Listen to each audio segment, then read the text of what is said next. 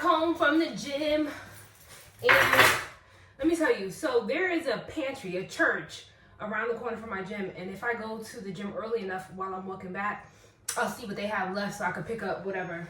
And every week that I've been going, they've been giving me almond milk, which I love because I make coffee in the morning. I don't buy coffee every day, and I put almond milk in it. So I literally have 3 cartons of almond milk because I've been going to this pantry every Saturday. But let me show you what they gave me today. Almond milk, unsweetened canned applesauce, spaghetti, a bag of raisins. This is good to snack on. Pork chops. They gave me some pork chops. Now I feel like if I slice them thin and with some eggs, this would be a good breakfast. But they gave me 2 things of pork chops. And you know what? I'm not complaining because last week they gave me a bag of shrimp. And I think every week they try to do a big protein. So I love that. And then I went to my watermelon guy, watermelon man, and I got these 2 things of watermelon. Now I'm about to go to the park and play double dutch with some friends. I'm gonna go take a shower. Hopefully this is chilled by the time I come out. And this is a perfect snack on a hot day like this, because it is hot today. We're about to take a shower, get dressed, and go play some double dutch. Okay, this is my outfit that I'm wearing to go play double dutch. Got some biker shorts, got a tank top. I have ample sunscreen because it's sunny outside today. So I put SPF 50 all over, got it on my face. I put a little makeup on. And let me show you the sunscreen that I'm gonna use when I wanna reapply. Since I have makeup on and I don't wanna smudge my face. Vacation SPF 50 sunscreen. It's so good to reapply. It's a face mist. Because I have just a little bit of makeup, not too much because I'm gonna be sweating. So I don't smudge. Got my deodorant. Got my SPF 50. I'm not playing. I've learned the hard way. Black people, if you've ever actually been sunburned, it does not feel good. And I know I live in New York and the sun isn't that intense, but I still need to be protected. So I have to reapply this. What time is it now? It's 12:45. I'm gonna reapply it at like 2, 3 if I'm still outside. I've been sunburned before and it does not feel good. And I feel like people take for granted the benefits of wearing sunscreen. Like, it doesn't prevent you from getting a tan. I'm gonna get tan. I just want to be protected, you know? So that's my thing. So my friend has the rope. I have like a little blanket in case I want to lay down. I have water, I have snacks, I have a speaker to play some music. I need to get some shades because it's sunny outside. Let me make sure my dog has everything that she needs to thrive without me.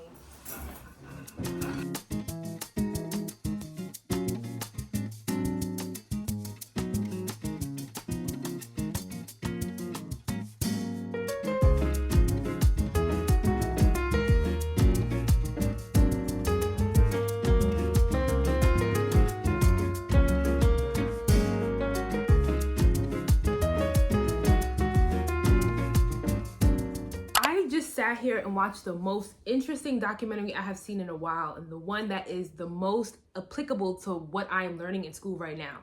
On Netflix, there's a documentary called Tell Them You Love Me, and it's about a woman who was a professor at Rutgers University teaching a race and ethnicity and like an ethnography class. And in one of her classes, she mentioned that she helps people who cannot communicate use a facilitated communication device. Now, what a facilitated communication device is, or FC, is just basically like this keyboard that has like a monitor at the top, and the person who has cerebral palsy or whichever motor disorder, they have a person who assists them in typing their thoughts out, right? So one of the students in her class was like, oh, it looks like you can help my brother because he has cerebral palsy and he hasn't been able to like communicate. So then she's like, okay. So she helps this family and this boy, Derek, use the facilitated communication device.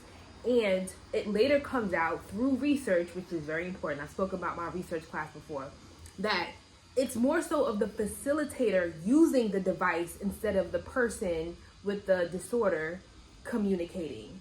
So they spend so much time together that Anna, the professor, starts to develop feelings for this guy, right? And apparently he's saying all of these thoughts on this device. Like, he's like, I love you, take your clothes off. They have a physical relationship. And the parents are like, what the hell? Like, no, my son, they are mentally disabled. He is not cognitively aware. He can't possibly be saying these things because psychiatrists have said that he is not capable of having these thoughts, right?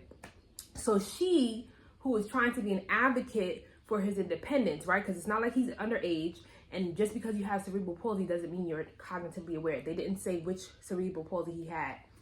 But she was like, no, we love each other. He said he loves me. He's using this device. He's such an intellect. He's in these college courses. He's writing this paper. And I just had a conversation with my dad about this. Now, I think what she did was wrong, and I think she took advantage of that man, especially since the FC device is not accredited by the ASHA Association or like the Psychiatry Association. Like, it's not possible. You're literally holding this person's hand and you are communicating for them. I don't think it's possible. She had intercourse with this man, and just picturing her on top of, or like taking advantage of, this mentally and physically disabled person is so sick. But I think that she really thought he loved her and that he had some type of feelings, and she, in her demented mind, while using this device, was typing all of these things. This documentary was so insane. And I'm literally learning about cerebral palsy. There's so many types though. There's like apoptosis, spastic, whichever. And they didn't specify which one he had, but when he went through testing, they said that he wasn't cognitively aware. So it was just a very interesting documentary. I think that everybody should watch it, especially if you are interested in like learning about things about the brain, about cognitive impairments, about cerebral palsy. There's a woman in here who is a professor of archaeology, and she has dystonia, which is like a movement disorder. So she's in the documentary because she knows Anna personally, and she has her opinions on the situation as well. End of the story, she went to jail, and did, because the FC device was not a credible source of him communicating his thoughts. And at first I didn't think she did anything wrong, but I don't know. That was a good documentary. Okay, I need to do my work now. My partner just wrote me on WhatsApp. She's probably like, hello, are you finished? Bye guys, I'm yapping.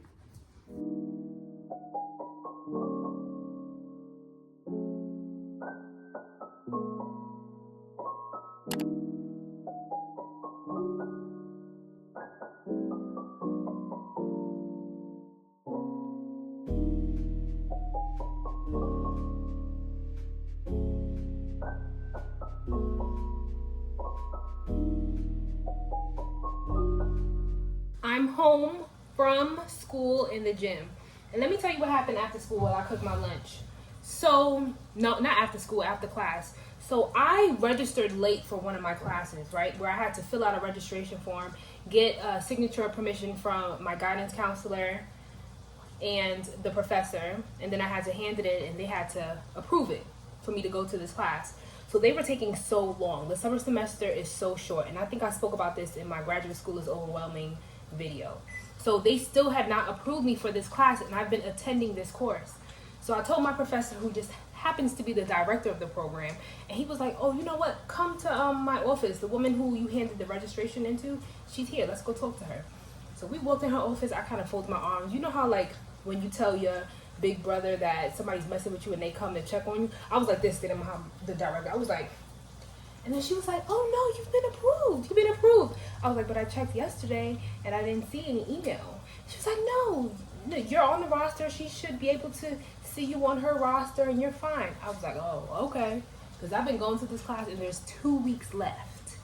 Mind you, I've been doing assignments, the midterm papers, presentations, and I have not been officially registered. So today was like a lift off my shoulders. That was nice. So now I am going to make my lunch, and I have to take my hair out. It's imperative that I do that today because it needs to get washed. But also I'm going to wash it, take it out, and put some twists back in because this Saturday is a concert with Yusef Days and Benna. and I cannot wait to go see them. And I kind of want to look cute because I'm going to go early. I want to be closer to the front. I kind of want to be seen jamming out like that. And I invited some friends, but I'm going to be there. Like, I'm not depending on anybody else to go with me. I'm going. So my hair needs to be washed and prepped for this weekend. So that's what's going on with me. I also have tutoring in about 10 minutes, so that's fun. I'm going to cook real quick, eat, and then we're going to tutor Yanila from Colombia. Okay. Also, one more thing. Before I went to the gym, I was perusing through these running sneakers at this running store, and I need new running shoes. And if it's not for running, it's for walking. The other day when I was jumping double dutch and then we walked into that house party, when I came home, my feet were on fire. They were burning. And it's not because of the amount of steps. It's because of the support. I didn't have the proper shoes to be doing all of that walking. My ankles were killing me. I had to take a stress ball that I have and roll over my feet. And I had to isolate my ankle.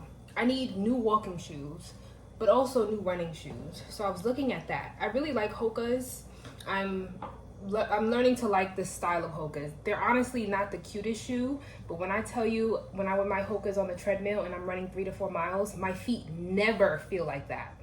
And it's so interesting because I wore Asics when I was walking, but I guess I need more support. So I'm looking into getting new running shoes. If you guys have any suggestions, please leave it down below. I was looking at Brooks Brothers too, and I was looking at, what other brand is there? It was Brooks Brothers, On Clouds. I was looking at On Clouds, but I really like Hoka, so I'm thinking about getting another pair of those, but my feet can't feel like that again. And plus, once you learn that the foot connected to the ankle, connected to the knee, connected to the hip, connected to the back, who wants those problems? I really don't care if the foot is ugly. You know what's the shoe is ugly. You know what's ugly? Having back problems. That's really ugly. And knowing that you're causing back problems and not doing preventative measures, that's ugly. So I'm in the market for some new shoes. Good morning. Today I woke up at 6:30 in the morning. I washed my dishes, I did laundry, I made breakfast, I walked my dog, and last night I took my hair out because it needs to get washed. And I was so overwhelmed with the fact that as an adult, if you don't move, nothing shakes. Like, if you don't take care of what you need to take care of, it won't get taken care of. I have to renew my license because my birthday just passed and my license is expired, and I'm walking around with an expired ID, so that's not good.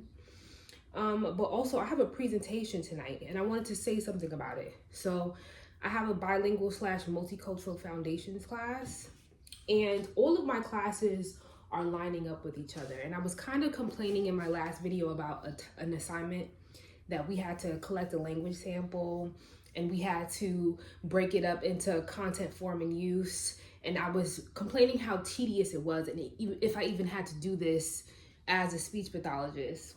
And I have a commenter who is a speech pathologist, and she gave me some really good advice that was true, what came to be true. So in this assignment, we had to collect a language sample from an African-American child, and we had to figure out the differences in dialect and whether it's a dialectical difference or a disorder. And we had to get grammar, we had to compare it to standard American English. And I realized that if I'm working in a school, that this is what I'm gonna have to do when I'm assessing children. So that's what I'm presenting on tonight with my partner. So I needed to wake up early in the morning and get a lot of things done. I'm gonna wash my hair later on. But right now I need to put these clothes away. And this will be the official last summer that I am taking 4 classes. My goodness, overwhelmed is the understatement, especially this neurology class. And we have a final next week. I have to create a Quizlet. I have to see how I can effectively study for this final, because she had the midterm be take home, which was great. But this final, so that's what she's doing today. So I'm gonna be running around here. So I'll see you guys when I get a moment.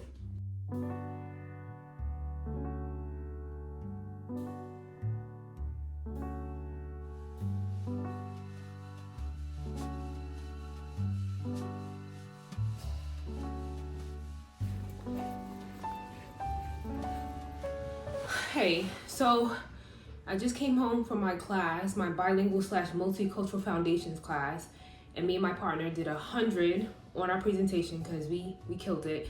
We had to present on African American students and their lexical development based on standardized testing. But I want to talk about something.